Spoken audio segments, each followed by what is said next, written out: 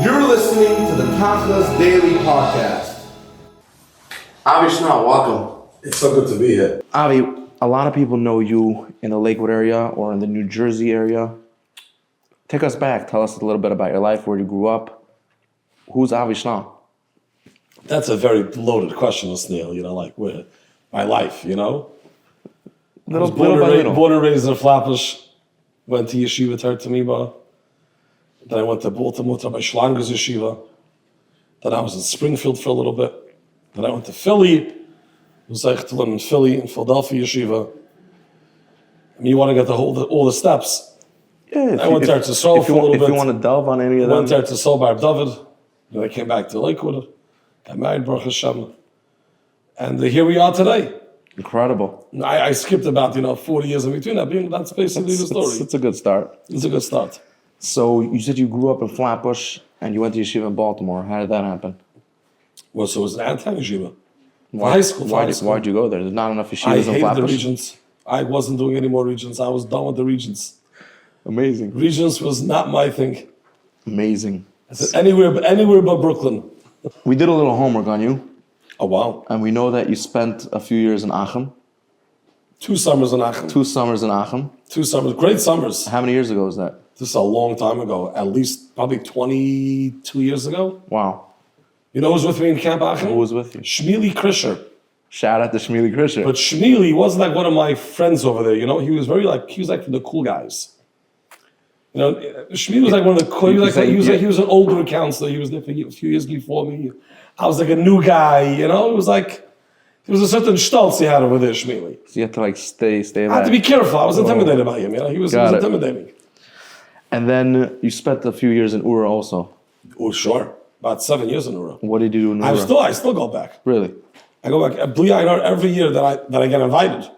I go back Rosh Hashanah and Shavuos. In what capacity? Sometimes for Shabbos. What was I when I was there for those years? Mm-hmm. So I started as a division head. I was there the second year of the zone, when it was still called boys zone.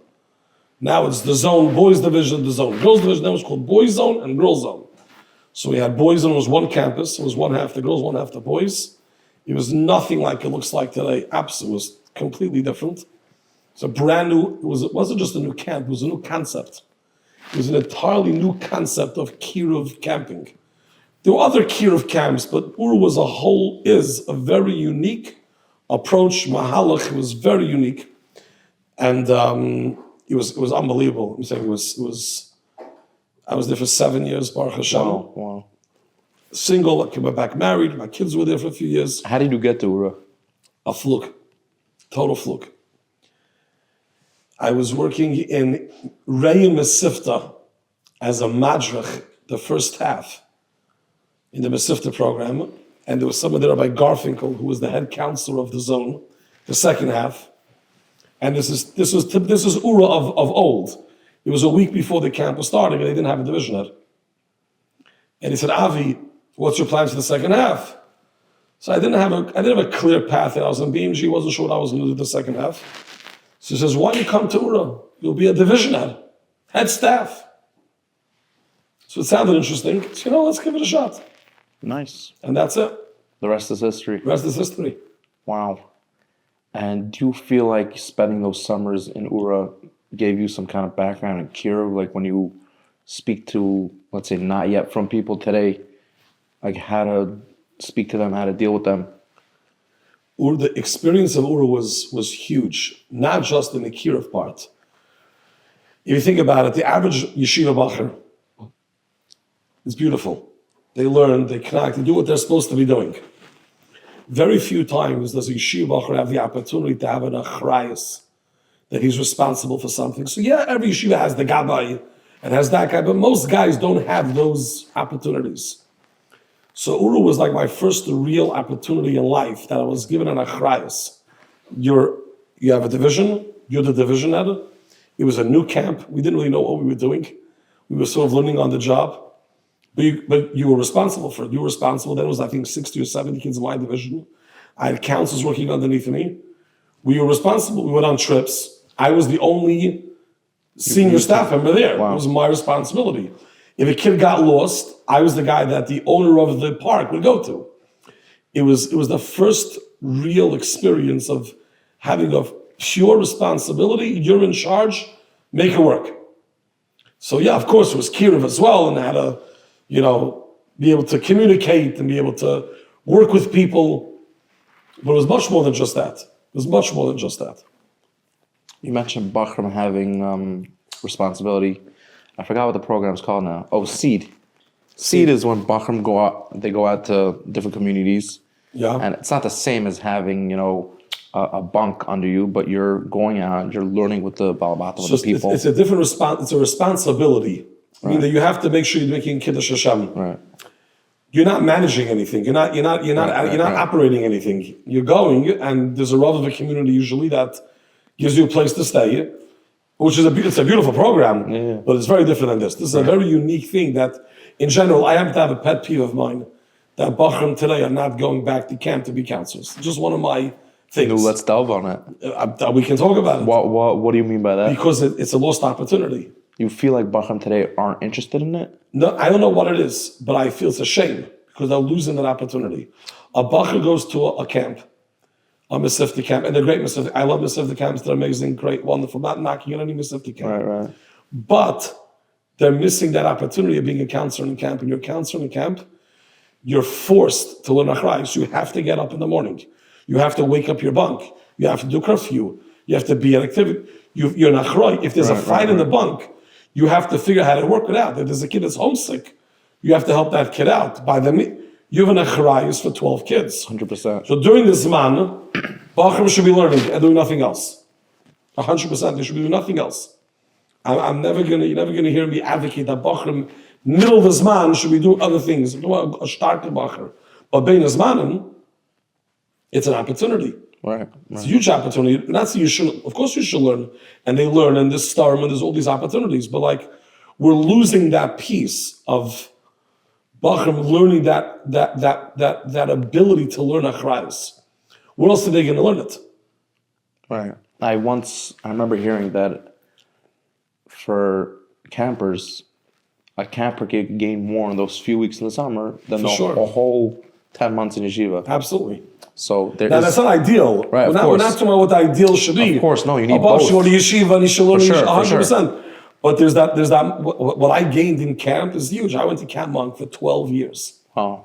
Big Camp Monk guy. I can even sing you. I'm not going to do it now. But I can probably sing you almost every color war song that I was on. Some guys could do both teams. That I can't do. But I can do my color war songs. So you see it made a Reishim on you. Okay, but not just that. You're in camp. You're exposed to Gedolim. You're exposed to also B'nai Torah, counselors, fun, excitement. What color war is a major chinuch opportunity. You know what competition is. You learn how to compete and yet still be a guy's friend.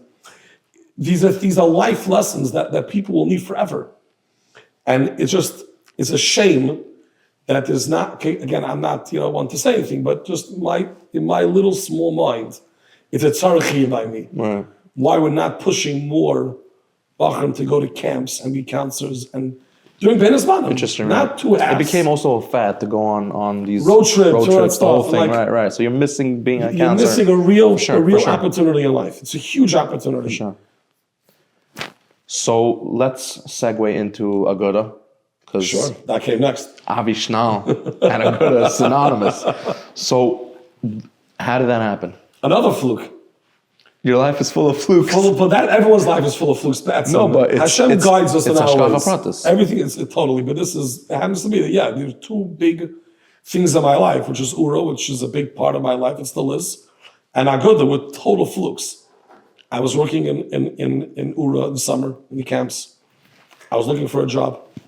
And Ura, besides for being a summer camp, they do a lot of events throughout the year. Up in camp, they do Yom Tov and all that stuff. Right, for sure. So I was there for Simchas Torah one year. And the chairman of the Agudah New Jersey board, his name is Rav Zucker, Torah guy. His wife works in the girls' camp. And he was also invited to come for Simchas Torah. And we spent Yom Tov together. And we got to know each other. First time meeting him? I knew him from camp. I never really got to know him well. We spent the whole Yom Tov together. We got to know each other. We had a lot of good late night shmuzim. when you're in Uru and you camp, you sit around the shmuz a lot. Okay. Some of the older guys by the Akafas, when the Bachar are going around, after the first, by the time of the Akaf, it gets a little rough for some of the older guys. So we would sit down and we'd shmuz by the Akafas, we got to know each other. And after Yom Tov was over, I get a call from his office that the Rav wants to meet with you. Okay? You're looking for a job? I said, I'm open to opportunities. And he said, I think I have something that's for you. The Agudah is looking to hire somebody. Wow. Now, I went to an interview. It was in Bell Works, but Bell Works was still a shell. There was nothing in Bell Works then. This is 12 years ago. This is Ralph Zucker was involved then? It was always. This was his, yeah. Uh-huh. So we went to Bell Works, and a meeting there with Ralph, the other chairman, whose name is Rabbi Gross, and Rabbi Yechiel Kalish, and myself. The four of us were schmoozing. Again, going for my interview, and I told them, after 10 minutes, I said, "This is what you people to know. I know nothing about politics. I'm not that guy. I know that Governor Christie is our governor. I said, I know Menashe Miller because he comes through for Shabbos Chanukah, and that's it. So that was your politics. This is it. World. That's it. And I don't even know what they do even. I can't even tell you, I wasn't that guy. Right. And they all laughed. They said, no one knows anything. You learn on the job. You learn on the job. You're going to get trained. There'll be a learning curve. As long as you have the right tools, you'll make it work. I wasn't I had another option at the moment. It sounded exciting, sounded interesting. It happens to be that as a kid, I was raised in a big Agudah house. My grandfather was a big Agudist. So as a kid, my grandfather was taking me to Agudah conventions. But there was a long space from that till this. So yeah, as a kid, I had all those memories of the old Agudah days, to the extent we sat on the same tables of Bashar by the Agudah conventions. We were really on the inner ins of the Agudah.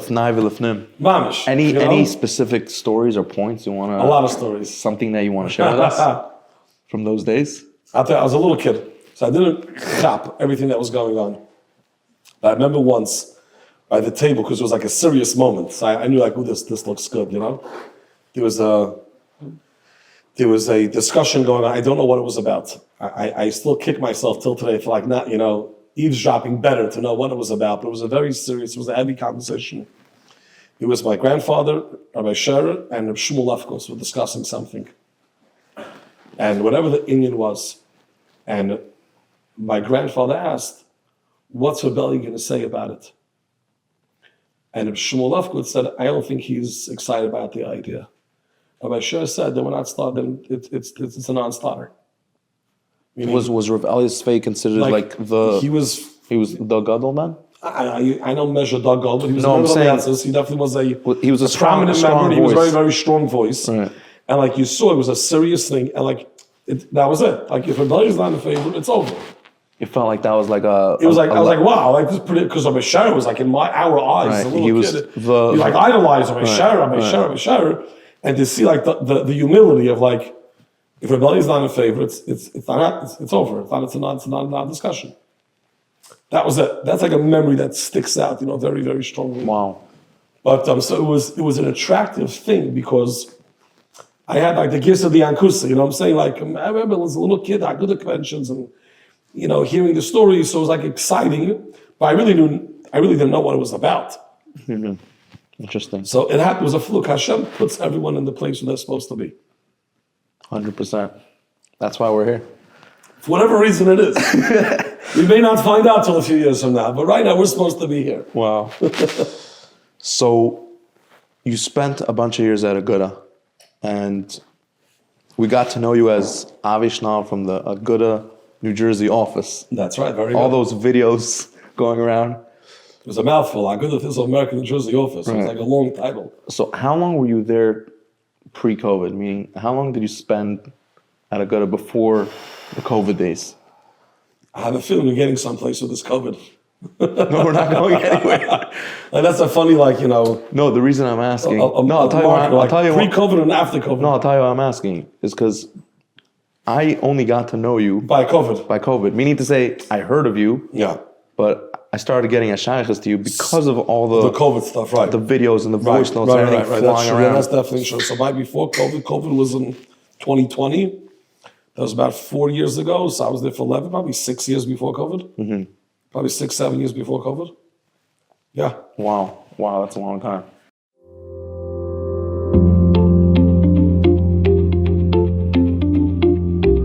Planning that perfect date is never easy. Let us help ease the burden just a bit with the Dating Games Gemach. The Dating Games Gemach offers the most common and popular dating games available on the market.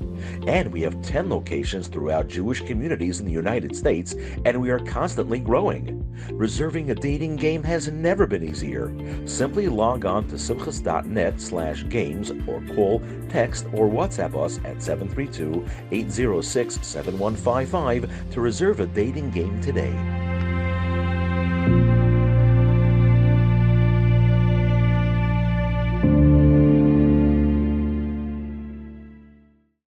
And give me like I guess we'll get the COVID in a second, but give me in those 6 years, you got to see Rabbanim Das Torah. You also got to meet politicians. What was it like being in that position, yet being machni yourself to the Gedalim, right, to Das Torah, and to the older, more established askanim, right? You have Rabbi Zwiebel, you have other people that obviously you're going to speak to, and you know, when you have questions, how to deal with stuff. Right. At the same time, you're making those decisions for your constituents, right? So I'll tell you this. Regarding the Das Torah part of it, definitely the first few years, honestly, it wasn't so hard because they're so big. And I'm being honest with you, like they're just so like I'm going to argue with them. Like you're sitting in a room. I once presented to the Mayatzis. There's Rabbi David Feinstein of Shmuel Kamenetsky of Aaron Shachten of the Minsker Rebbe. From Malkiel, I think Rabbi Bruni was there. Like what am I going to say? What am I? It's intimidating. Like it's just, so like being machni to what they tell you. You're just not yes, like whatever you say. So you're coming, you're giving the facts, you ask the questions, whatever they say, goes. And that's it. Like what am I gonna? It's simple, so to speak. Obviously, I'm making it sound like it's always so simple. Right. But like definitely at the beginning it was like, well, whatever you say.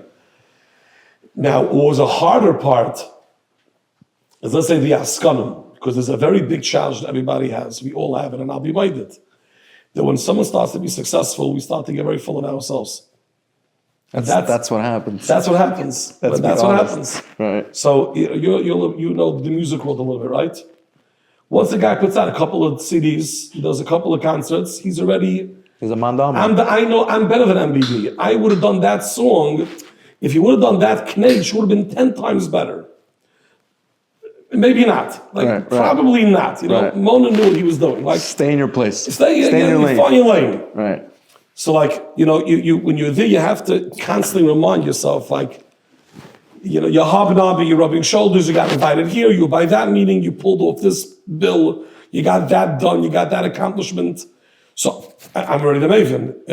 I know. So when someone else comes and says, I think, you know, differently, we all had humble beginnings. Like we all learned and we're still learning. So that's a bigger challenge. Meaning if we're really real about it. If we're talking Tachlis. This is what it's about. It's about Tachlis. So Tachlis, when a group of Gedali Zikna Yisrael tell you to do something, you're going to listen. Whether you understand or not, unless you got other problems. You know what I'm saying? Like, you're going to listen. How could you not listen? You're going to listen. The bigger challenge is that as the years go on, and Baruch Hashem, we had a lot of Siyata V'Shmai with a lot of successes, now I know. But I'll tell you something, when I started, there have been askanim in Lakewood. We'll use the word askan because it had to come out at some point. There's been a lot of askanim in Lakewood for many years before me. There was Rabbi Shankelovsky. There was Aaron Cutler, right? Who is he's the king. Right. There's Bayer Lichtenstein. There's Menashe Miller. There's a whole list of people. There's all. I don't want to start listing more names, but those are four. You're saying, and then Avi Schnall and then I come in. And who am I? You're telling them. I remember Rabbi Shankelovsky many times would invite me to meetings. And I'd say, Avi, what do you say? And you're like, me? No, so I was, if you're living in Dim, you're like, oh gosh, I'll say. Like, right. But when you think about it, like that's how it's like. You know what it meant for a guy like Rabbi Shenkelovsky to ask me my opinion? Right. He's like what we call in this generation the OG of us. The OG, right? He's the guy. I remember I was once by meeting with Aaron Cutler in his house, and I said an opinion. And he said, "Avi, I hear maybe I hear that could be something." Like, I don't know how easy it is for us to listen to a 23-year-old guy, a 22-year-old guy that I have an opinion. But we have to. That's part of our job. We have to be able to listen to people's opinions. Interesting. And it doesn't mean that everyone knows everything. Right, but you listen. But we have to hear opinions because I was also that 22-year-old guy at some point. Right, So you got to start it off. Wow. Okay, so let's segue into COVID a little bit. Just a little bit. You were mentioning that basically the buck stops by Das Torah, by the Gedalim. There obviously was differences in opinion, we could say in town versus out of town, Yeah, that was very complicated. with a lot of fancy word usages that I never heard of, like Ava and all these different things that happen. Could you give me a little background behind the scenes, like a taste of what was going on then? I'll tell you like this. I want to tell you this. I think that what the shame is that many people forgot what was really going on in COVID. There's a bracha and a klal of shecha. Shecha, forgetting things. Right. It's a bracha because if you remember everything we did wrong in our lives, and it would be in our brain all day long, we wouldn't be able to function. So we forget what we've done. It's a bracha because that's when we move on. The klal is that we forget sometimes important things. The world forgot what the first 5 months of COVID was. COVID was long. It was from Purim time. March 17th, 2020. That's right. That's when it Purim started. time. Right. And then went to Pesach. Shavuos, it eased up the summer, and then it came back with a vengeance. Right. Rosh Hashanah, Yom Kippur, Sukkot. So there were the two, let's say, shifts, waves of COVID. The first major wave The was... first wave, no one knew what was going on. March, People were April. literally dropping dead. Right. They'd go into Hatzal truck, they wouldn't come back. Pesach, we ran out of Hatzalah cars. Right. We forget that. Like, we got shut down. Yeah, we needed to get shut down. We got shut down. We were terrified. We were leaving our houses. Right. I spoke to a Hatzal member then. He's like, we do not have ambulances. Right, but they didn't. They ran out. People were literally dying, every day. Every day we used to open up our phones after Shabbos. That first Pesach, that Seder, that everyone went home. And I think then, I think everyone agreed then you had to go home because people were literally dying. It was a pachad that was going on. And then it eased up. And then what happened was people got restless. Of course. And then the question was, Everyone's at home with the kids. How do you, right? And that was for a lot of people, it was really, really hard. And especially our kihila. We don't have internet, we don't have movies, we don't have television, we don't have radio. What are kids doing all day long? And yeah, the phone with Rabbeim, it didn't work. Especially, I thought about it. I live in a single family house. I thought to myself, like, can you imagine the family living in yeshiva apartments with 7 kids? What are they doing? Go out of their minds. For sure. The husband, the younger man is home because he can't go to yeshiva. He's trying to live converse on the phone. The mother's trying to take care of 7 kids that are going crazy, and they're in an apartment and can't officially play outside. Social distancing, which was we forget it was a real thing at the beginning. The question is, how far did that go? And then came the summer, came Shavuos. We did all the tents. If you remember the tents, learning outside and 20 outside, this outside. But we were working with people. Then came the summer, and then was the second wave. The challenge, the second wave was the island was so burnt out, and they were terrified to go back in. So then came the Simchas Torah. What do you do? Rosh Hashanah, Sukkot, Rosh Hashanah, Yom Kippur, Simchas Torah. What do you do? And it was a very hard kufa because people already forgot what Pesach was. I remember Sukkot, people forgot what Pesach was. Right. Meaning, you're talking about for Lakewood, because out of town they were going straight through. Correct. They didn't. And from the Gedalim's perspective, there was a big challenge. When you say Gedalim, you mean the Mayatzis? From the Mayatzis perspective, there's Lakewood, or even Brooklyn, and then there's the rest of the world. Right. So there were conversations like so Lakewood was more, let's say, more lenient, so to speak. But Rabbanim that were in Detroit or Minneapolis or Atlanta, there were many people there that were very, worried about COVID. What does the Rav do? And they were looking to the Mayatzis for guidance, which they gave them ultimately, which was given by the Mayatzis. But the in-towners are like, What's going on over here? We did this already. We did this already. We're done. We're not doing this again. Right. It's over. It's a very hard balance. So that's the Eina. Then you have to have the faith, and they recognize there's a difference of communities, but you saw there's many Kehilas and Klal Yisrael, and they would come into whatever the Master tells us that's what we're going to do, and they needed that support. There were many Rabbanim that were calling up the Agudah, said, "I need you as my backbone. I'm in a Kehillah. I'm in Rhode Island or whatever it was. I'm just picking random cities, by the way. Right. And I noticed you didn't mention Passaic or Baltimore or Cleveland. Of course not. Okay, so different out-of-town places. They said, I need you to tell me that my shul can't open. So when I say it can't open, I need a backbone. I need a backbone. Right. I'm by myself. I'm alone in this out-of-town place. I need you. Right. But that culture, so to speak, was not the culture of the in-town. So it was a very difficult kufa. So it's a hard balance. And when you can say, Lakewood does this, right, and Minneapolis does that, and Baltimore, forget about it. Right. And then saying, when you start splitting up cities, right. And so they felt that this is what they had to do. And that's what they did. Wow. It was a very hard kufa. It was a very complicated kufa. Right, there was like Kolkers coming out, Arab Shabbos. Arab Shabbos was very, very Porch hard. Minyanim, not Porch Minyanim. Yeah, it was very, very, very, it was very hard. It Wow. was very, very difficult. Wow. Also, when I get into the whole shtick, like everyone's talking about the Rabbi Akiva Kufa when there was a Magefa, then he shut it all down. Right. For like a long time. There were no WhatsApp groups. Correct. But there was that's which made it a lot easier. Right. He shut the place down. It was shut down. That whole kilo was shut down. But they also didn't have all the songs that were being put out. There was no Yid Never Break coming out there. Okay, wasn't the case. We didn't have yeah, that's true. That's true.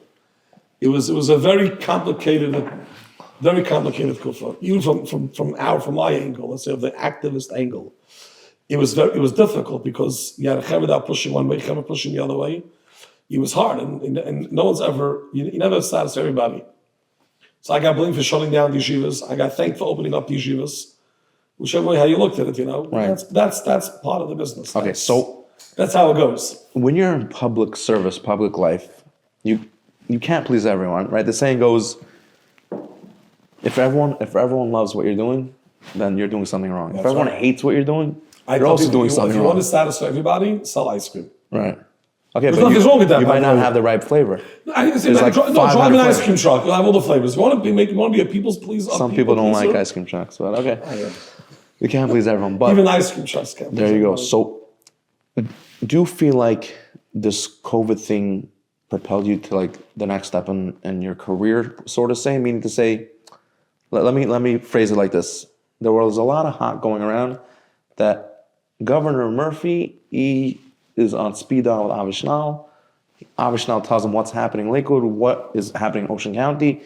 Do you feel like that connection with the government, with the governor, like opened doors for you? Totally. Could you tell me like how? Because the governor also needed someone. First, it wasn't. I have to clarify. It wasn't a one-man show.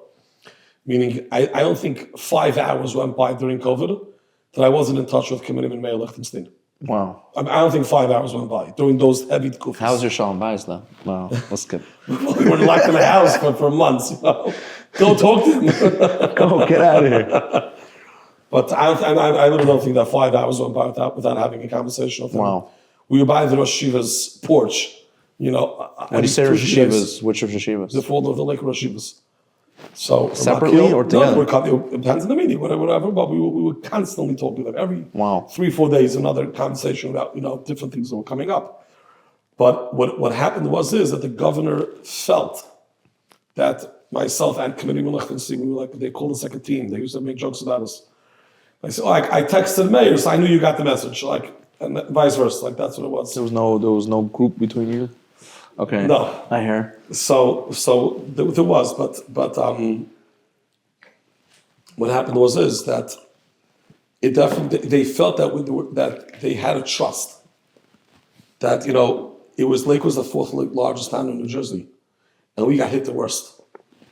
We had the highest numbers. And did they at any point blame it on like the Jewish community, the Orthodox? The governor did not. The governor was very strong about That it. was more the news. It was the news. So the news just wrote the numbers. You never saw a report that reported the Jews. It was Lakewood. Yeah, that's the fact. The fact is, Lakewood was 30% higher than the rest of the state. What are you going to do about it? That's the reality. And the reality also, if I could interject, is that that's just our lifestyle. Of course, there's a reason why it happens. We have simchas, meaning we had Purim. I remind people, the bottom line is that Sukkot, remember that kufa after Sukkot, the whole world was shut down. We forget this piece. Borough Park was shut, Williamsburg was shut, Flat was shut, Bnei Brak was shut down. Right. There were still people running to Mikvayis and Williamsburg. That was individual people, but as a community, from a community, everyone was shut down. Every government shut down their community. De Blasio shut it down. The one place that was allowed to open up with 50,000 kids going to yeshiva that was not interrupted one day from that second wave was Lakewood, New Jersey. Wow. It was the only place we forget about. Like, you were like, oh, it was so terrible. We had it better than anywhere else in the country, in the world. Wow. The reason is because of that relationship. Because there was a certain trust, and he knew that we were being honest with him. He knew that he could work with us, and we worked with him. And we were workable. And because of that, so from then, the relationship continued to build upon that. So, of course, it opened up, opportunities. It's always like that. When things are going rosy, you go to a Hanukkah party, you go to this party. You're not building a real relationship. You're just going to a party like everyone else goes to a party. You show up to Trenton. You don't show up to Trenton when there's a crisis. Did you have to go to Trenton a lot in your earlier stages in Agudah?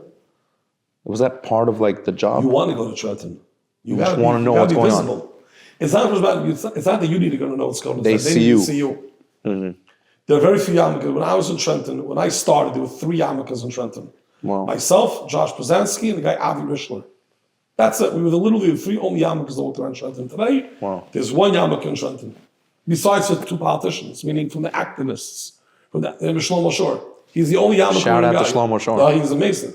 Wow. He's the only yarmulke wearing advocate, meaning lobbyist advocate. Got it. He's the only one that I see walk around with the yarmulke. So you're noticeable. You're there. You're part of the scene. Right. So I would go to some hearings, and Shlomo does the same thing. So they have no shaykhs to our community. There's a hearing on diesel trucks. I mean, it can be anything. But you're there. You walk in and out. You walk into that room. You walk into that room. It shows them that you care. You're there. You're active. You're Interesting. active. You're the guy. They have the questions. Can I ask you a question? There's a bill about this. How does it affect your community? They know who you are. You're a resource. We want to thank our sponsors from the Westwood offices. You have to come check it out. They have a beautiful lobby, amazing lounge areas, gorgeous offices, coffee, shul, everything that you might need for an office, beautiful gym, blazing fast Wi-Fi, and great chavra. Very diverse crowd of different businesses. The Westwood office is centrally located in Tom's River, Route 70 by Route 9. Come check it out today and get your office for a beautiful, amazing business experience.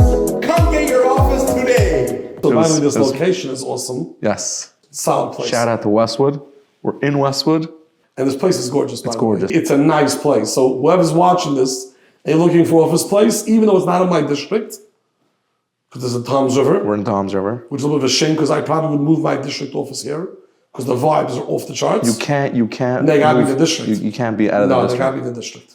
So let's talk about the latest thing that latest thing. I mean, one of the latest things is that now you work in Trenton. How did that happen? That wasn't such a fluke. We have a fluke. Like that actually was a progression, so to speak. It was for a few years we've been talking about, having a echad chabura, going actually into Trenton and representing the Kehillah. If you don't mind me interrupting, when you say we, meaning the Shivas, the Shivas and askanim have been following that idea for a while. The committeemen, like you were saying, Rasha Miller. For a long time, we've been following this idea. We were actually told many times by other politicians, get someone in there. Lakewood's got to get somebody in there. Now, we have Senator Singer. He's in the Senate. He's also in the minority party. He gets a lot of stuff done, but he's very unique. When you say minority party, you mean Republicans? As a Republican, which happens to be in New Jersey, the minority party, but he's able to get stuff done because he's been here forever. He's the dean of the state. He's the longest serving senator. Wow. So he has, generational relationships, basically. So that's very unique. In the assembly, we were stuck a little bit. In the end of the day, for anything to happen, it's got to go through both the Senate and the Assembly. We live in New Jersey. There's one party that really controls most of the state. There's three branches. There's three stools of the chair. There's the governor, there's the Senate, and there's the Assembly. The Senate and the Assembly are strong, Democratic-controlled houses. And if you don't mind me asking, the Senate and the Assembly, that's all in Trenton? All in Trenton. The same building? Same building. And the governor It's also the same building. he comes to work every day in Trenton? I don't know what his schedule every day is. I'm saying, but he has an office in Trenton. His office is in Trenton. where does do you know where he lives? He happens to have a house in Monmouth County where he lives, a beautiful house, and then there's a governor's mansion. Oh. Drumthwacket. And that's how you pronounce it, by the way. Drumthwacket? Drumthwacket. Yes, I love With to a say D that or word. with a T? With a D. Drumthwacket. So he lives in the governor's mansion? I think he actually doesn't live in the governor's mansion. He actually stays in his house. But Christy, let's say he lived in the mansion. Interesting. Yeah. Some people do, some people don't. It's, Right. It's an old house. It's a mansion. It's like... You're saying if he You has have a to like nicer that. house. If you have a nice house, Right. what are you running to? Right. You know what I'm saying? It's an old archaic kind of, kind Interesting. of a house. It's a mansion. I remember there was a time that you toyed with the idea of running, and you maybe even made an announcement, or the websites made an announcement, Avi Schnall's running, and then it got shut down rather quickly. Yeah. And then I don't know how much time frame there was, maybe a few weeks, a few months, and then Avi Schnall's running again. What happened? So I got to tell you this. It was a big move. It was a big move. Political move? All around. Askanis It move, was a Torah family, move. personal move. It was an Askanis move. It was a political move. It was a big move. And when I first did it, I checked out. Like this. I saw the backlash coming in from different political people and the excitement. Am I really going to be able to pull this off? It's too much. Forget it. Drop it. But you hold on. You in your many years in Agudah, Yeah. I'm sure you had. We discussed COVID already, so let's not talk about COVID. But even other things that you did or said, I'm sure you got backlash for it. Sure, but this was a big move. Saying this is next This level. is a big move because here, if we lost, it could have been I don't know, detrimental, but it was a big move. Lahavda, like if Trump lost, be mamish, like It's it over. would be the end of America. It's tough. It was a big move. Wow. So then we waited a little bit longer, and I went back to the Rabban that were advising me then about it. And then I said, I got to discuss with the Metzis. I said, there's nothing to talk about. The Metzis there's not me. And the Metzis had a whole meeting about it, a long meeting about it, and they felt that... Were you at the meeting? I was not at the meeting. I was thrown Badafka? out. I was thrown out. It was a meeting here in the Agudah, New Jersey office. I was there. They said, go away. You're saying you were in the building. I was right in the office. It was the Where is the Agudah office? It's on Cedar Bridge. Oh. It's right here. And they had the meeting, and it was a long meeting. And When you say Mayatzis, you mean like it was a full Metzis you're meeting. saying Rabbi David Goldberg Was there. He came from Cleveland? Yeah. For this he comes for the Metzis meetings. So there's a whole agenda. This was the first item on the agenda. How often do they have a meeting? There's no set date when they have meetings. Whenever they They decide a meeting, so everyone, meaning Rabbi Shlomo Miller's on the Metzis now. He comes in from Toronto. So either or they do it by Zoom. Sometimes depends. But I noticed recently- Rabbi Bernie is there. Rabbi Yerucham is there. Rabbi Yosef Srotzkin is there. Rabbi David Goldberg flies in for almost every meeting. Wow. Rabbi Yudi Shvei comes in for the meeting. He's in Philadelphia. Right. With the Vial Plurov comes in. Rabbi Bernie comes in.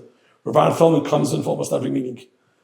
From Baltimore. They come in. It's a drive. Raphael David comes in. They come in. Wow. Now, sometimes it's in New York. Sometimes it's in Lakewood, depending what it is. But it was a full Metzis meeting. So those are the two options, either New York or Lakewood? Yeah, that's where most of the Metzis members live, where that's essentially located. Does it make sense that back in the day it was all like in their Manhattan office? Yeah, because they never lived in New York. Uh-huh.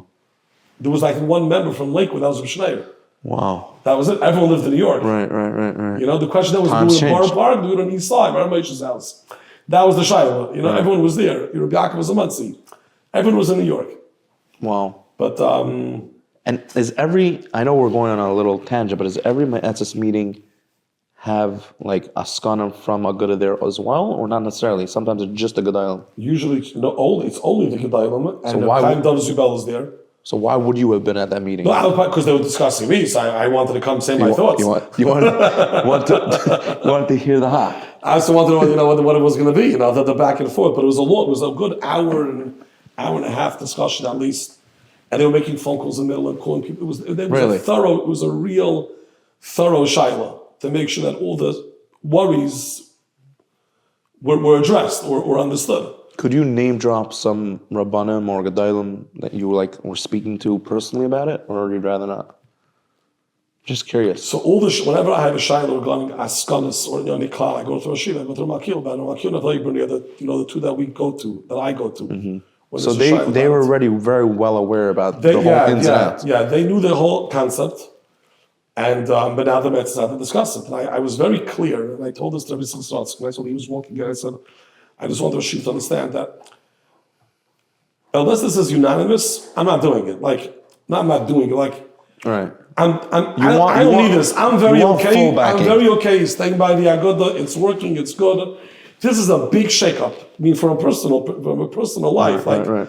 My kids, my family. You're always public in the Agudah. Now I'm much more public because I'm now in the secular world. By the guy. But it's a much bigger thing. And after campaign, and it's gonna be a big undertaking. I don't need this. If it's unanimous feeling that this is with Taibas Hatzibur, then I'll do it. But it's got to be that everyone really feels this way. Wow. Otherwise, forget it. It's just not gonna work. So yeah, it was a unanimous decision. They called me in and they said, "Your bracha v'atzlacha." I made sure everyone gave me a bracha. You went up to each one. I went up to every single one to get me a bracha. Did you call Shmuel Gavanetsky too? And he was on the phone. He was on the phone, and that was it. So we did it. We jumped in. What did jumping in entail? It was wild. It was really wild. Campaigning was wild because this was something new. We were coming in as taking out an incumbent. Generally, Lakewood votes Republican, so to speak. This is a frum guy coming and doing this. No one ever had this job in New Jersey before, in Lakewood before. It's a new thing. Was part of the Gedalim's, I guess, agenda or the way they told you, was it that you're going to go Democrat? Was that part of the... That was the main part of it. Not the main, that was a big part of the show, of course. Mm-hmm.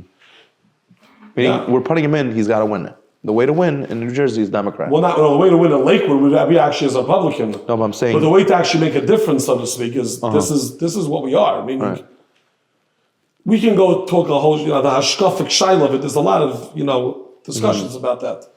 So yeah, that was to go, and the letters that they put out was bold letters, Democratic Party. There were those fakers about it. Those yellow signs. Those yellow signs. Yellow it was and red very, signs. very clear. That was the purpose of this. Right. We live in New Jersey, and we got to figure out how to get stuff done over here.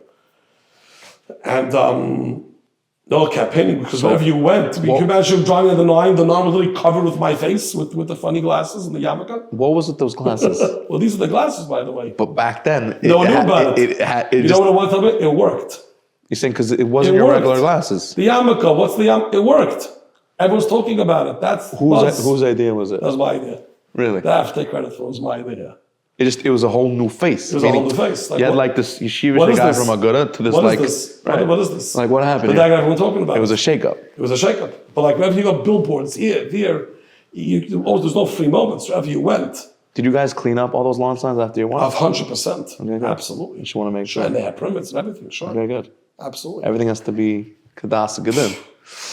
Okay, so campaigning, just give us a little window into a day of campaigning. I remember speaking to you during that time. You're like, Osniel, I'm running to Oak and Vine, and then I have another meeting, 14th Street. Every night we went to different places. And by the way, I want to continue that, by the way, not as a campaigning, but it's important to really get out there. Well, follow up with that. But Baruch Hashem, I think I'm pretty accessible. I am a pretty accessible guy. Guys call me all the time with questions and all that kind of stuff, and I live here, so I'm out there. I always say, when a governor runs, they come to the grocery store. Every time I go to Gourmet Glad, I'm campaigning, so to speak. I'm doing the same grocery store shop. I stop. I'm doing the same thing. You can't go with a mask on or something. Right. I go to the pizza shop. I'm now campaigning. I'm doing the same thing that everyone else campaigns. That's the natural life of campaigning. But it was a lot of questions. People wanted to know, what are we doing? And it was just something new. And we don't like new things. So it was a big shift. And like, is it real? Is it not real? What are you going to accomplish? Why? And all the shilas, and this and that. And you have to go through, and you can't tell a person when that guy that would meet me in the sarm store and say, oh, Rabbi Avi, I just push you want to understand. But Maisa, Hakar Satayv. I can't tell him, I already answered that shilah to 500 people, go call someone else. You got to go with the fresh guy. For that guy, this is his moment. I mean, he's asking me a question. I got to answer him with the same knack and the same passion that I answer every guy in the other store. And you Taka need his vote also. And I need his vote also. But he's also a person. Like I got it. So it's going over and over. But that's what it is. That's part of the job of campaigning. And if you believe in what you're doing, which I was on a mission. I had I was a mission from the Agudah Israel that said, this is what we want you to do. It's needed, it's important, do it. So that's it, I'm doing it. Yeah, it's tough, but like that's it. So you had the talking points down and you just were giving it over. Over and over again. And yeah, people hit back, but that's that's part of it. Working in Agudah for 11 years through COVID, you get used to that. Saying, but COVID was totally all... tough in the skin, for sure. Oh, big time.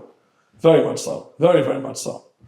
But that's it, it was definitely tough. It was definitely tough.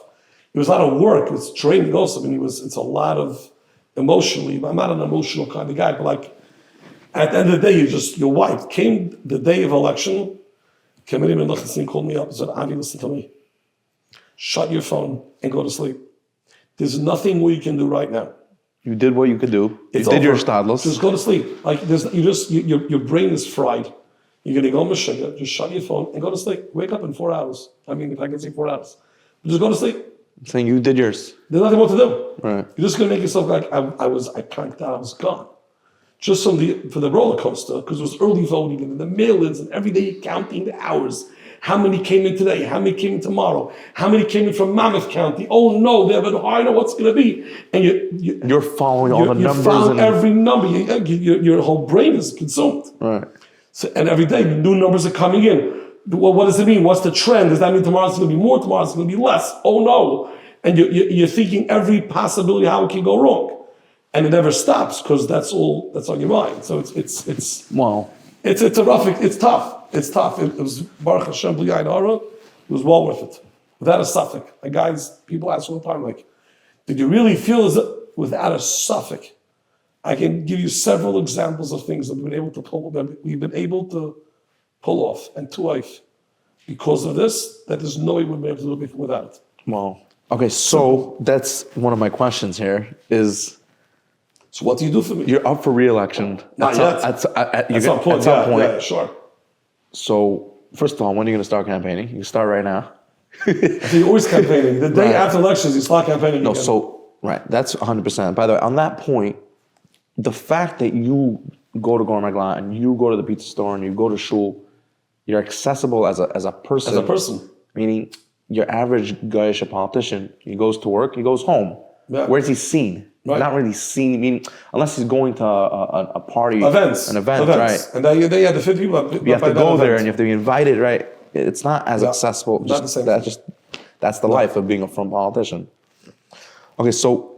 Which I think is good, by the way. Okay. Because it gives people an access. People come to me all the time. Can I ask you a quick question? Yeah, but then you have to listen to each guy's. But that's how it goes. That's what we signed up for. Okay, amazing. That's what it is. A man of the people. What's a day like in Trenton, in the legislature? What is it that you're doing?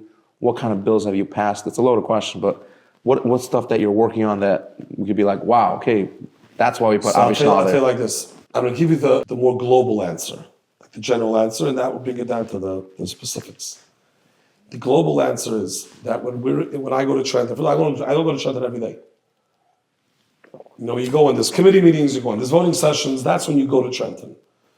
There's a local office here in Lakewood that we do most of the work in the office. I have a staff, and the staff does a lot of the work as well. And then you go to Trenton for the committee meetings and for the voting sessions. So how often would you say a week you're in Trenton? Depending on the month, depending on the season, budget season more often.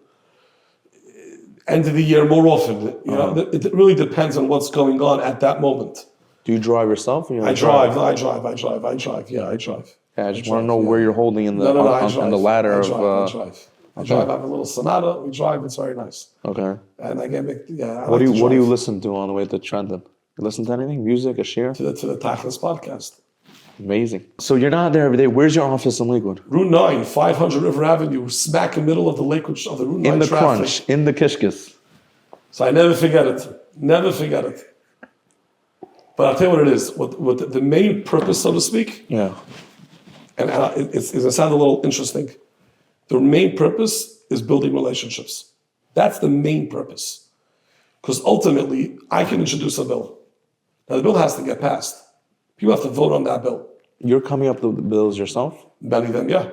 Now, my bills are made by people that call me up. People call me up all the time with, needs and issues. And I say, hey, why is that the case? We should change the law for that. Oh, ding. But That's why you're there. we can't just change the laws. Oh, so I can change the law. Pretty cool. But I also can't just change the law. There's a process. Got to introduce a bill. It's got to go to a committee. It's got to go to another committee. It's got to get voted on. When you introduce a bill, it means you're actually going to the floor and No, speaking your out? staff talks to the clerk and they print a piece of paper. And they send it out put to it to the everyone. system.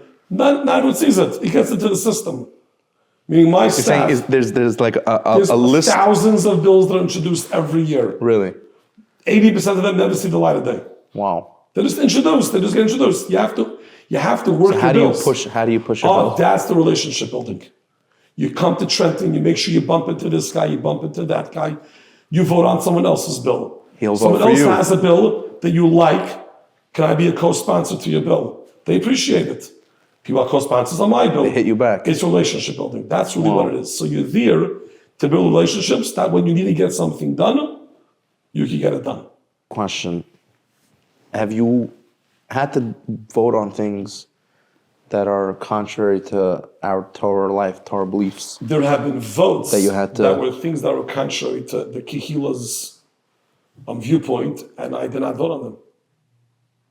And that's like going against your own party type of thing? No, because it's all about relationships, like I said before. Really? So you work with Because Republicans? I know when this is coming up. I don't last working with Republicans. With the Democratic Party, there's a certain.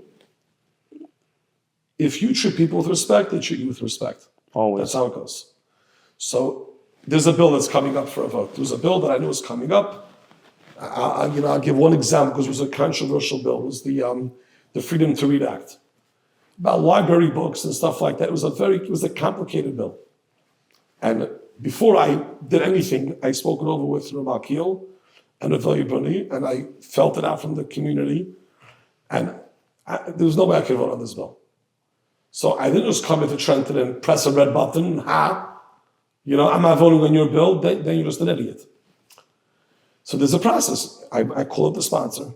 Before they came to Trenton, I said, hello. It was Michelle. I said, Michelle. Do they all know you? Yeah, because I'm one of two other yarmulke wearing people, so there aren't that many of us there. Okay. Also, we flipped the red seats. It was a big deal when I won. Saying when you walked in, they're like, "Oh, that's the Jewish guy." No, it was a big deal. It was a very big deal when I won. It wasn't just the Jewish guy. That's the guy from Lakewood. Number one, number two, number three is that's the guy that flipped the reddest seat in the state, and he didn't just flip it by 100 votes. He crushed it. He won by 13,000 votes. Because they saw that the community came as a block vote. Exactly. That's our cut. Wow. So it was a lot of noise. There was a lot of noise about our victory. I always say our because it was a Kehillah victory. Right. I mean, you needed each guy to You come out. need each guy to come out, and that's what because you see, didn't really need my vote. No, we didn't need your vote. He missed the vote. Right. Our victory wasn't that we just won the seat. The victory was Mamash we flipped it. brought out 27,000 voters. That was the victory. Wow. So if you weren't there, that's not 27,000 votes. But I called up this lady, Ms. Michelle, a nice person, very nice person, and called her up. And we also have to remember something, and I say this all the time. I said, when we disagree with somebody, I give it a good example. There was a bill up for a vote in Trenton many years ago. It was called the Death with Dignity Act. Assisted suicide, however you would coin it. Mm-hmm. Now I tell people, you have to understand, of course we're against that. But the guy that was the sponsor of this bill, I knew him pretty well, was a religious guy. In his mind, he was doing the greatest, most compassionate piece of legislation. He's helping people no longer suffer. You understand what I'm saying? Mamash lahapich of our Right, of but our, in his perspective, like we're going to call him a Russia. Right. He's not a Russia. Right. We have a different hashkafas hachayim than he has, and we feel it's wrong. Right. He wants to care for that But person. he's coming from a very good place. Right.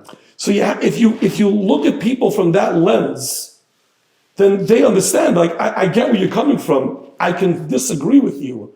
I can think you're wrong. I can ideologically disagree with you. But you're a person. I'm a person. We both want to help people. I feel I'm saving people from killing themselves, and you feel you're saving people from suffering. They're both good places. I think you're But wrong. you're able to explain your Because if you have that conversation, then it's not an attack. Right. So with this, for example, so then I wasn't voting. This was a few years ago. That's why I learned this. That's why I saw this.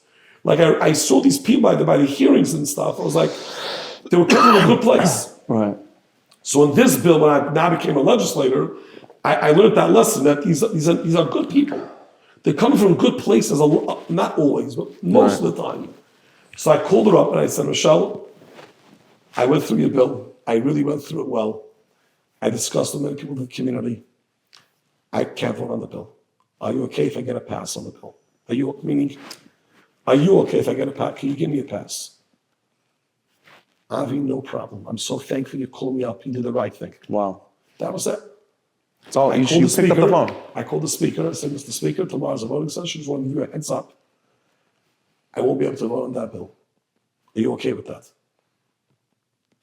Avi, thank you so much for calling me. And that's it. You just be a mensch. Being a mensch goes Just a be long way. mensch. It goes a long way. 100%. So there's been a few of those kinds of bills, and every time I go to the sponsor, I say, and they get it. They know Lakewood. They know that a religious community is not going to vote on certain piece of legislation, but it's how you do it. Do you get up and do you rank them out?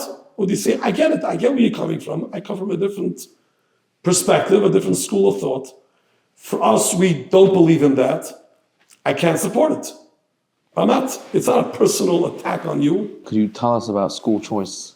It's the best thing in the entire world. I mean, it was the entire world. Torah is the best. Torah is the best. But school choice, how Levi it happens. It ain't over, by the way. First of all, right now we pivoted a little bit to the federal level. But under the new federal administration, there's a bill that we've been working on for many years from the Agudah, for about 4 years, at least 4 years, a piece of legislation. That's it. It's a national piece. It's a $5 billion piece. Will be in every single state that has an insane amount of support.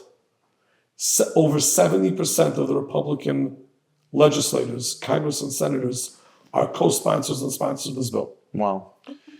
And Trump is a huge school choice guy. Shout out to Donald. So yeah, so right now, like there's a Shulchan Aruch, the table is set.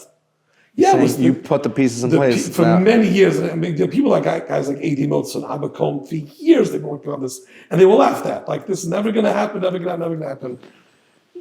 Hashem has his way, you know. Wow. Hashem has, there's a trifecta, there's support. Again, it's not finished. It still needs more work, because in these kinds of bills, every detail, every line can make a difference between working or not working.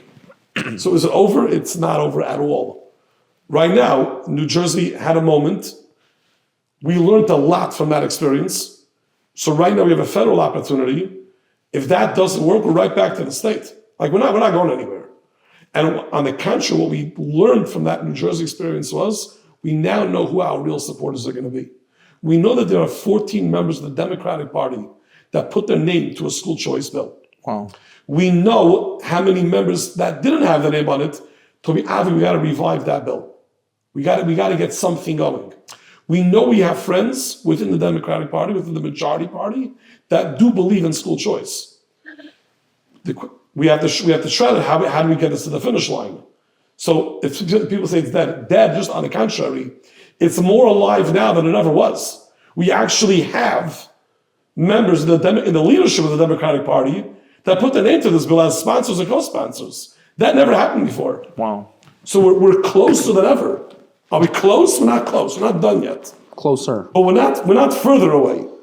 Just quickly, what if you on 30 seconds or less? What is school choice? What does that mean for your average person? That's not going to be in 30 seconds. 20 seconds. The real answer is, it's hard to say, because there's so many different types of school choice programs. It's simplistic. There'll be a program that'll be able to offer many, many, many families scholarships to help pay the tuitions. So this is what we call in Lakewood tuition vouchers. Or So will be vouchers, will be scholarships, and then we're going to get to the minutiae of how exactly it's funded and credits and this and that. But B'kitzur, the bottom line is there will be a fund that will be able to give many, many, many families scholarships or like we can call it a voucher. This is for chadarim, for yeshivas, for elementary and high school. Wow. And they may be $5,000 vouchers, $6,000 vouchers. This is for private schools also. For yeshivas, sure, for private, that's the main objective. Well, it will be for public education as well, meaning it's both. But yes, this federal piece that we're talking about is definitely for private schools. Absolutely, that's the whole idea of school choice. That parents should be able to choose the school that's best for their child. Incredible. How do you deal with today's anti-Semitism? A, B, explaining to Goyim, I don't know, shaking hands or just being around Goyim, shaking hands with a female. Like, how do you work that out when you're? There's two separate questions. It is two separate questions. I threw it into one because we're trying to I'll wrap tell you up. this. In New Jersey, I gotta tell you, I go to Trenton, I don't see it. Really? I really don't see it. I don't have it. Like my friends in New York, like Kalman Yeager, these guys, they'll be sitting at the New York City Council, like literally 5 seats over from a rabid anti-Semite, you know? They're screaming at them. We're going kafiyah, ceasefire, and then Kalman sitting right there, you know? Free the hostages, like they're literally in the same chamber. You don't have that? I don't have that in New Jersey. Wow. I've yet to encounter any legislator that has at all, even a drop of anti-Semitism. They're all respectful. They're very on October 8th, my phone was buzzing with phone calls from almost every member of the legislature. Wow. Just, hey, what's going on? I'm just checking in on you. You have any family there? And for weeks afterwards. Incredible. Like I have not had that experience. Of course, there exists anti-Semitism in the world. We know that. But like, Ace of Sinus down. Yeah, if you ask me about Trenton, I have not had that experience at all in Trenton, at all. I have not bumped into anyone, even, let's say, people that are coming in, advocates or lobbyists, have not had that problem at all. That's a simple answer. When I'm shaking hands, it was a little bit uncomfortable the first few days because they never saw it before. Right. But after like the first time, it was like, everyone talks to each other. Like, hey, you know, this guy Schnall doesn't shake hands. Like, Saying it's a hawk. It became a little bit of a hawk, but like that's what it is. So yes, we constantly meet new people. And I believe that, and I get the feeling of this, that I've been told by legislators that I get to know, that have told me like, you know, Avi, you're doing what you gotta do. You keep doing what you gotta do. Like, there's the respect. Like, yeah, I'm a religious person. I'm very proud of my religion. And this is the custom in my religion. You don't like it. I feel, you know, that's it. This is who I am. I'm not going to, you know, break it or change. And I think there's a certain respect that people have because of that. That's what I haven't, no one said, oh, you're not going to shake my hand. Like, on the contrary, like, many people, they shake out their hand and I say, oh, I'm so sorry. They like, oh, I'm sorry. They remember. Like, and they, oh, I'm so sorry. Right. Like they're apologizing to me, like, you know, and then mentally sometimes it goes even more like, I'm sorry, I didn't mean to be disrespectful. Like, it's fine, like, don't worry, we're good. Like, it's okay, they forget. And that's what it is. On this point, right, sometimes like you'll have that feeling, like I'll daven shachas in the airport, I put my talis film, the whole place is staring at you. You're on a pedestal, so your davening is a little extra special than just going to shul and davening with your crowd. Is that how you feel when you're in Trenton? That you're like, you have to do like extra Kiddush Hashem. You're out there. People look at you. You have to like be A+ Avi Schnall. I'm a fish in the fishbowl. Without a question. Meaning I'm one of two. There's 2 yarmulke wearing guys in Trenton. That's it. Wow. I'm the first guy from Lakewood. And even Lakewood's like a unique place. You know, Lakewood is this unknown. So like, oh, we have a guy from Lakewood here. Like, what's it all about? But for sure, there's a responsibility.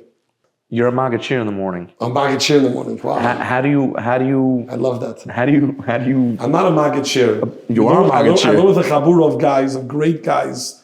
It's a chabura, it's an oilum, it's a chevra, and we learn in the kailul. Now it's called kailul Ar Yosef.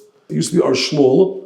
With permission of the Ar Shmuel founders, they allowed us to change the name to Ar Yosef. You're still under their. We're still under their umbrella. Because Rabbi Yosef Basker, Rav Yosef Basker, Zeichet Tzadik Levracha, was a member of the Koil and he was nifter. Wow. So we named the Koil after him. I remember that. Wow. So that's, and his two sons now learn in the Kail, which is very chashuv. He has two Mesivta Bachim that come and learn every morning in the Kail. The Tatas Kail, it's a very chashuv thing. And it's amazing. This is incredible. The Ar Shmuel movement is it's incredible. Unreal. It's all over the world. It's all over the world. It's unreal. It's amazing. So I'm not a Maggid here. This is a chabur of guys. We sit and we learn. Stop being such an honor. You're a Maggid chair. All right. Okay. What would be your, the main thing you would tell an aspiring young Askan who hits you up, calls you up, WhatsApps you, Avi, what should I be doing? What would be your main thing that you would tell him? So or even a bacher learning in yeshiva. So I want to tell you like this. I was asked that question in a few different magazines I was interviewed over the years. They asked me that question. So I was recently interviewed for the Trio, which is the Mishpacha magazine for kids. The kids one, right? My answer was my kids love that. Kids in yeshiva should stay in yeshiva. That's my answer to them. Don't be busy being an Askan. 100%. You're in yeshiva now. That's what you're supposed to be doing. You're supposed to be in yeshiva and be a nice kid. Right. But an Askan doesn't happen, an Askan. Askan is a title. So let me rephrase it. I was flipping through some statuses, and I see that a friend of mine who's my age is on a Agudah mission in Washington. Right. So I messaged him like, new Askan on the block, right? As an example. Meaning I'm proud of him. He's doing his thing, his passion, his calling. If he would message you or call you and say, what's the next step? What do I do? What would be your advice? So he called. He called. And that's when he came to Washington. That's the answer. He called. Saying that was his Pick move. up the phone. Yeah, make the move. There's the truth really is, there is no, I tell you, by an Agudah convention a few years ago, Dovi Gross, who was the New Jersey chairman, right, who was the guy that hired me together for I was looking. Right, and when you back to that point, you said that I know nothing. Nothing. Right. I was working in Kirov. That was my askanis was Kirov. Right. You learn on the job. So he said, when he was the chairman of the Agudah convention, he spoke and he said to me, an Askan is someone that cleans up the Siddurim by Inshul after davening. I love it. That's what it is. That's what Yeshua Not everybody's going to be the guy going to Washington. Some people don't want to go to Washington. Right. Some people don't belong in Washington. Right. Some people, they'll do better helping their yeshiva make a dinner. There's so many opportunities for chesed in our community. Just clean the tablecloths. You know what I'm saying? That's a chesed you can do. Not everyone can do everything. That's also, but everyone can do something. I had to call Hatzalah the other day for my kid. Right. And the Hatzalah member responded, is a good friend of mine. That's not an Askan. That's the biggest Askan. Hatzalah, Chaverim, Miss Askan, LCSW. That's that guy's thing. They like to be the Shomrim guy. That's his Askanis. 100%. Everyone has their spot that talks to them. Find your spot. And you want something else? Some people don't have it, by the way. They have a family. A guy once told me, I once had a shaila about going someplace. Should I go? Should I not go? My kids. It's a schus of my family. If I go here, it was a whole thing. I'm trying to. So my Rabbi, I went by Rabbi Schnall as a yeshiva. So I was able to meet a Rabbi that I still have a shaykh. So it's still my Rabbi Muvik, Rav Shalsinsky. And I have the schus till today. We learn every single week together. And I asked him the shaykh, I said, I have an opportunity to go someplace. It's not really the place for my kids. It's not really appropriate for my children to be there. But it's a big schus for the family. What? So he says, the biggest schus anyone can have is raising a family of B'nai Torah. That's the biggest schus. To be mechanech children to be B'nai Torah. That's your number one. Wow. So you want to, charity starts at home. Some people, for sure. they don't have the opportunities. So you know what? You take out the garbage. I sound like I'm giving almost a shmooze. No. It's a real thing. Not everybody is going to be Rabbi Sher. There was one Rabbi Sher. There's one Rabbi Zwiebel. There's one Shmuel Blum. There's one Osniel Rozen.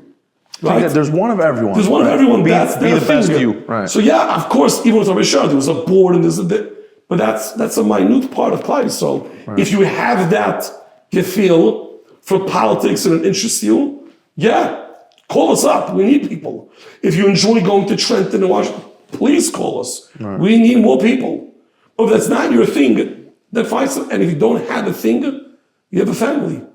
You have parents. Or you have siblings. The world we're surrounded with opportunities to help people out. And like it is, those that want to help are the ones that help. Right. And that's how it works. All right, some guys, just to end it off, the guys who fill up the coffee in shul. Absolutely. What would we do without them? There's a guy. As an example. There's a guy in Koil Or Yosef. I don't want to say his name because he may be embarrassed. But there's a guy in Koil Or Yosef. He's not that polished, Agudah, Washington guy. He comes every single morning to the Koil before anyone else is there, and he fills up the coffee machines. Incredible. This guy is not an Askan. He's the biggest This guy is Askan. not holy. Of course. It's harder for him to fill up the coffee machine. There's no pictures. There's no glory. There's no asiros. Oh, I see you there. No one does that to him. They complain. Why wasn't the coffee ready on time? Why is it cold? It's too overdone.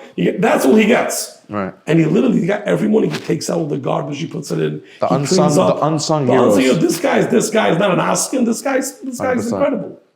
That's what it is. So he found his thing. He knows the machine. He enjoys it. That's his space. Incredible. What does Avi Schnall do to chill? Can of cold polar seltzer. Yeah. And a A Rabbeinu styrofoam cup. David. Not big to tough it. Amazing. Thank you so much for joining. It was mamash a pleasure. Thank you. My pleasure. And, Keep doing what you're doing. Keep doing what you're doing. Amen. Shav Siyata D'Shmaya. Amen.